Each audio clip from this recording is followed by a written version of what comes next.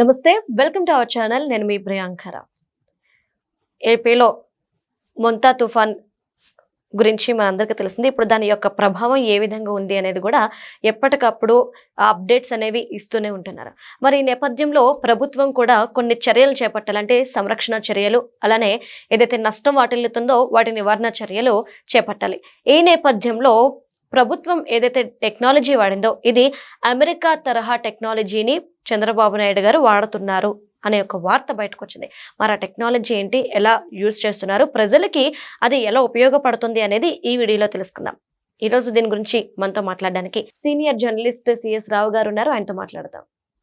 నమస్కారం సార్. నమస్తే సార్, మెంతని తుఫాన్ నేపథ్యంలో ఏవైతే చర్యలు తీసుకుంటామో ఈ చర్యల నేపథ్యంలో అమెరికా తరహాలో టెక్నాలజీని బాబు గారు ఇక్కడ ఏపీలో వాడుతున్నారు అనే ఒక వార్త బయటకు వచ్చింది.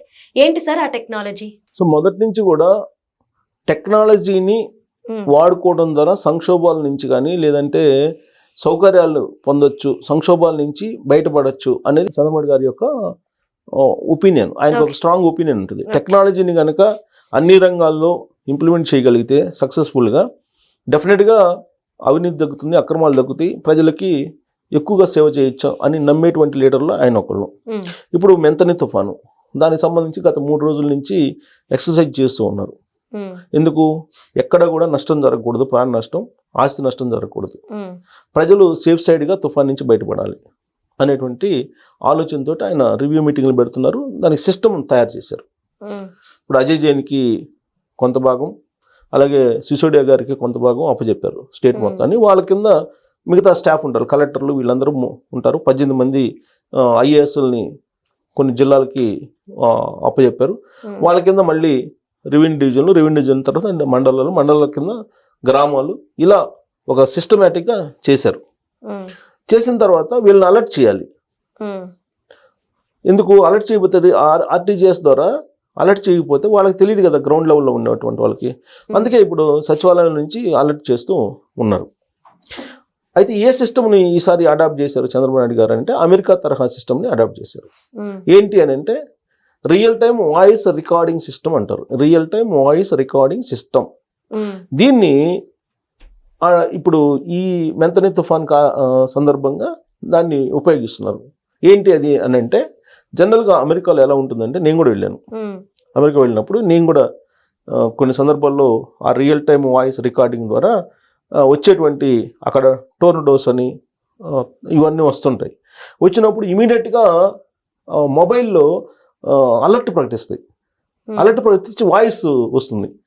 వాయిస్ వచ్చి మీరు ఇమీడియట్గా ఇళ్ళకి చేరుకోండి, జస్ట్ ఒక 1 అవర్లో ఇది రాబోతుంది, లేదంటే హాఫ్ అన్ అవర్లో రాబోతుంది, లేదంటే 10 మినిట్స్లోనే రాబోతుంది, ఇలా టైం చెప్పేసి మీరు ఇమీడియట్గా మీరున్న ప్లేస్ నుంచి ఇదిగో ఇలా వెళ్ళండి అని చెప్పి డైరెక్షన్ చెప్తుంది. అది అదే చెప్పింది. సో మనం ఈ రూట్ని వెళ్తున్నాం అనుకోండి, ఈ రూట్ని వెళ్ళొద్దు, మీరు వేరే రూట్ని వెళ్ళిపోండి, ఇమీడియట్గా మీరు లేదా దగ్గరలో ఉండేటువంటి షెల్టర్కి వెళ్ళిపోండి అని చెప్పింది. ఇమీడియట్గా ఒక 10 మినిట్స్ ఉందనుకో, 10 మినిట్స్లో టోర్నడోస్ వస్తున్నాయి అనుకో, అక్కడ అయ్యేవి కదా వచ్చేది. అవి వచ్చినప్పుడు ఇమీడియట్గా ఒక 10 మినిట్స్లో అలర్ట్ చేయాలనుకోండి, దగ్గరలో ఉన్న దానికి చూపించింది, అటు పోయి వెళ్ళిపోయింది, అటు సేవ్ కాండి అని చెప్పేసి. దాన్ని real time voice recording system అంటారు, వాయిస్ రికార్డింగ్ సిస్టమ్. సో అంటే మీ మొబైల్స్లో వచ్చేసి మీకు చెప్తారు, అలర్ట్నెస్ చెప్తారు. మీ ప్రాంతంలో మీకు ఇదిగో ఇంత ఒక 1 అవర్లో మీకు ఒక 90 కిలోమీటర్ స్పీడ్ తోటి గాలి వస్తుంది, లేదా 100 కిలోమీటర్లు గాలి వస్తుంది, 100 కిలోమీటర్ స్పీడ్ తోటి, లేదా వర్షపాతం మీకు ఇదిగో 8 మిల్లీమీటర్ల వర్షపాతం మీ ప్రాంతంలో కురవబోతుంది, కాబట్టి మీరు సేఫ్ సైడ్గా మీరు దగ్గరలో ఉండే పలాని ప్రాంతానికి వెళ్ళిపోండి అని చెప్పి ఎవరికి వాళ్ళకే అలర్ట్నెస్ పంపిస్తారు. జనరల్గా మీరు అనుకోవచ్చు, అలర్ట్నెస్ పంపించడానికి మొబైల్కి ఛార్జింగ్ ఉండాలి కదా, కరెంట్ ఉండాలి కదా, లేదంటే ఇవన్నీ ఉన్నా కానీ నీకు సిగ్నల్స్ ఉండాలి కదా అనుకుంటారు. అందుకే చంద్రబాబు నాయుడు గారు ఈ మొత్తం ఎయిర్టెల్, తర్వాత జియో, తర్వాత ఐడియా, వీటన్నిటికీ డిజిటల్ చేశారు దాన్ని. సో అవి సిగ్నల్స్ ఆగిపోకుండా తుఫాన్లు వచ్చినా కానీ టవర్స్లో డిజిటల్ జనరేటర్స్ పెట్టేసి అక్కడ సిగ్నల్స్ ఆగిపోకుండా ఉండేలాగా చేశారు. సో ఛార్జింగ్ ఉంటుంది కాబట్టి మొబైల్స్కి ఎలాగో ఆ మొబైల్స్కి మీకు అలర్ట్నెస్ వస్తుంది. లేదా దగ్గరలో ఉన్నటువంటి ఆఫీసర్స్ ఉంటారు, ఒకవేళ వీళ్ళకి రాకపోయినా దగ్గరలో ఉండే ఆఫీసర్స్ ఉంటారు, మండల్ లెవెల్ ఆఫీసర్స్, లేదా గ్రామ స్థాయిలో గ్రామ వార్డు సచివాలయానికి సంబంధించిన ఆఫీసర్స్ ఉంటారు. వాళ్ళ మొబైల్స్కైనా వెళ్తే వాళ్ళు ప్రజల్ని అలర్ట్ చేస్తారు. ఇన్ని రకాల సిస్టమ్స్ పెట్టారు. సో ఇది అమెరికా తరహాలో ఉంటుందన్నమాట. తర్వాత ఐవీఆర్ఎస్ కాల్స్, ఆల్రెడీ ఐవీఆర్ఎస్ కాల్స్ని వాడుతున్నారు. ఎప్పటికప్పుడు ఐవీఆర్ఎస్ కాల్స్ని ఇంతకుముందు నుంచే వాడుతున్నారు. అలాగే ఎస్ఎంఎస్లు పంపించడం, ఇవన్నీ మామూలే. ఐవీఆర్ఎస్ కాల్స్ వాడటం అనేది, ఎస్ఎంఎస్లు పంపించడం అనేది మామూలే. కానీ ఈసారి రియల్ టైం వాయిస్ రికార్డింగ్ సిస్టమ్ని ఉపయోగించి వాయిస్ని పంపిస్తున్నారు. ఎందుకు పంపిస్తున్నారు అంటే, ఇది ప్రతి వాళ్ళు పోయేసి మీరు వెళ్ళండి అని చెప్పి చెప్పాల్సిన అవసరం లేదు. ఎవరి వాళ్ళకే వాయిస్ మెయిల్స్ పంపిస్తున్నారు. అంటే వాయిస్ వస్తుంది. ఇప్పుడు మనం వాట్సాప్లో వాయిస్ పంపిస్తాం కదా, సేమ్ అలానే ఇప్పుడు ఆల్రెడీ వాట్సాప్ గవర్నెన్స్ ఉంది. నాకు గవర్నమెంట్ కాల్ వచ్చింది సార్. యాక్చువల్లీ ఇది వచ్చింది సార్. ఇలా జరుగుతుంది, ఇలా తుఫాన్ ఉంది కాబట్టి మీ అక్కడ ఎవరైనా తెలిసిన వాళ్ళు ఉంటే జాగ్రత్త చర్యలు తీసుకోమని చెప్పండి అని. సేమ్ అలాగే అలర్ట్నెస్ కూడా పడుతుంది. ఒక రకమైనటువంటి మీ ఒక అలర్ట్నెస్ కి సంబంధించిన మ్యూజిక్ కూడా వస్తుంది. మ్యూజిక్ అంటే సౌండ్. ఓకే. ఆ సౌండ్ కూడా వస్తుంది ఫస్ట్. ఆ సౌండ్ వచ్చినప్పుడు ఆ సౌండ్ తీవ్రతను బట్టి కూడా వచ్చే మెసేజ్ ఎంత మనల్ని అలర్ట్ చేస్తుంది అనేది కూడా ఉంటుంది. అంటే ఇప్పుడు దండోరా వేస్తారా? అవును సార్, దండోరా సేమ్ అది కూడా ఇలాంటిది. ఇప్పుడు కాకపోతే టెక్నాలజీ వచ్చింది కాబట్టి ఇప్పుడు మనకి ఇప్పుడు వాట్సాప్ పరిపాలన ఉందా, దాదాపు 700 సేవల వరకు వాట్సాప్ల ద్వారానే సేవలు అందిస్తుంది ఆంధ్రప్రదేశ్ ప్రభుత్వం. సో ఇప్పుడు real time voice recording system అనేది డెఫినెట్గా వాళ్ళకి అలర్ట్ చేస్తుంది. ప్రతి వాళ్ళ దగ్గరికి పోయి మాట్లాడుతుంది కదా. అవును. ఇప్పుడు వాయిస్ రికార్డింగ్ అని మాట్లాడటమే, బాబు మీరు ఇక్కడ ఉండొద్దు, మీరు ఇదిగో పలానా ప్రాంతానికి పోండి, దగ్గరలో ఉండే ప్రాంతానికి పోండి, ఇదిగో ఈ టైంలో మీకు వర్షాలు వస్తాయి, ఇంత వర్షం వస్తుంది, ఈ టైంలో ఇన్ని గాలులు వస్తాయి అని చెప్పినప్పుడు ఆటోమేటిక్గా వీళ్ళు అలర్ట్ అయ్యి వెళ్ళిపోతారు. సో అందుకే ముందు అలర్ట్ చేయడంతో పాటు ఒక సిస్టమ్ పెట్టారు. ఆల్రెడీ శాటిలైట్ ఫోన్లు ఇచ్చారు కొంతమంది అధికారులకి.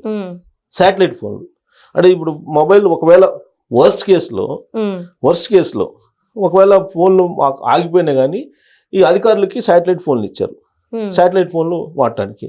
ఆ తర్వాత ఐవీఆర్ఎస్ కాల్స్, దాంతోపాటు డ్రోన్స్. ఇప్పుడు డ్రోన్ సిస్టమ్ అనేది బుడమేరులో ఆ మధ్య మనకు విజయవాడలో మునిగిపోయినప్పుడు బుడమేరు వాగిపోయి అప్పుడు డ్రోన్ ద్వారా సహాయక చర్యలు అందజేశారు. అలాగే డ్రోన్స్ ఉపయోగించుకునే ఏర్పాట్లు కూడా చేశారు. ఎన్డీఆర్ఎఫ్, ఎస్డీఆర్ఎఫ్ బృందాలను కూడా ఎక్కడికక్కడ ఏర్పాటు చేశారు. ఏర్పాటు చేసి అమెరికా తరహాలో ఎక్కడ కూడా చిన్న పొరపాటు కూడా జరగకుండా, మానవ తప్పిదం ద్వారా నష్టం జరగకుండా, ప్రకృతి ఆయన కోపం వచ్చినప్పుడు ఖచ్చితంగా నష్టం జరుగుతుంది. కానీ మానవ తప్పిదం ఏదైతే ఉందో ఆ మానవ తప్పిదం ద్వారా నష్టం జరగకుండా ఉండేలాగా ఏర్పాట్లు చేశారు. పకడ్బందీగా ఏర్పాట్లు చేశారు అమెరికా తరహాలో. ఇప్పుడున్న దాని ప్రకారం ఇప్పుడు యాజ్ ఆఫ్ నౌ 233 మండలాలు, 44 మున్సిపాలిటీల పైన దీని ఎఫెక్ట్ ఉంటుంది, మెంతాని ఎఫెక్ట్ అని చెప్పి తెలిసారు. సో అక్కడ ఆయా మండలాల్లో ఉండే వాళ్ళని అలర్ట్ చేశారు. ఈ మండలాల్లో 1419 గ్రామాలు, అలాగే 44 మున్సిపాలిటీ పైన దీని ప్రభావం ఉంటుందని చెప్పి తేల్చారు. ఇప్పటికే 2194 పునరావాస కేంద్రాలని ఏర్పాటు చేసి తరలించారు ప్రజల్ని. వీళ్ళల్లో 3465 మంది గర్భిణీలు ఉన్నారు. వాళ్ళని జాగ్రత్తగా తీసుకెళ్ళి అక్కడ సంరక్షణ కేంద్రాల్లో పెట్టారు. బాలిక సంరక్షణ కేంద్రాల్లో పెట్టి అధికారులు పర్యవేక్షిస్తున్నారు. మరి ఇంతకన్నా ఏ నాయకుడు ఏం చేయగలరా? ఇక 19 జిల్లాల పరిధిలో మొత్తం విడిపోయిన, ఇప్పుడు మనం జిల్లాలు 26 చేశారు కదా గత ప్రభుత్వం. ఆ 26 జిల్లాల్లో 19 జిల్లాల పరిధిలో 54 రెవెన్యూ డివిజన్లో కంట్రోల్ రూమ్లు పెట్టారు. కంట్రోల్ రూమ్లు పెట్టి ఈ మొత్తం కమ్యూనికేషన్ ఇవన్నీ చూస్తున్నారు. 16 శాటిలైట్ ఫోన్లు, అలాగే 35 డిఎంఆర్ సెట్లు, ఎన్డీఆర్ఎఫ్ 11 ఎన్డీఆర్ఎఫ్, 12 ఎస్డీఆర్ఎఫ్ బృందాలు ఇవన్నిటిని సిద్ధం చేశారు. సో మానవ తప్పిదం కారణంగా నష్టం జరగకుండా పగడ్బందీ ఏర్పాట్లు చేశారు చంద్రబాబు నాయుడు గారు. అంటే తుఫాన్లు కొత్త ఏం కదా ఆంధ్రప్రదేశ్. అలాగే చంద్రబాబు నాయుడు గారు ఎన్ని తుఫాన్లు చూస్తుంటారు. సో కాబట్టి ఏర్పాట్లు ఎలా చేయాలి ఏంటి అనేది ఆయనకి తెలుసు, ప్రభుత్వ యంత్రాంగానికి కూడా తెలుసు. ఎందుకంటే గతంలో ఉదు తుఫాన్లు అనేది దివిసీమ నుంచి అనేక తుఫాన్లు వాళ్ళు చూశారు, ఈ సహాయ చర్యలు ఏర్పాట్లు చేశారు కాబట్టి.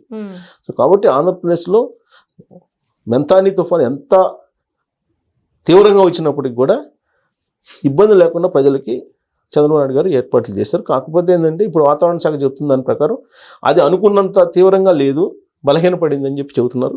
It's good sign.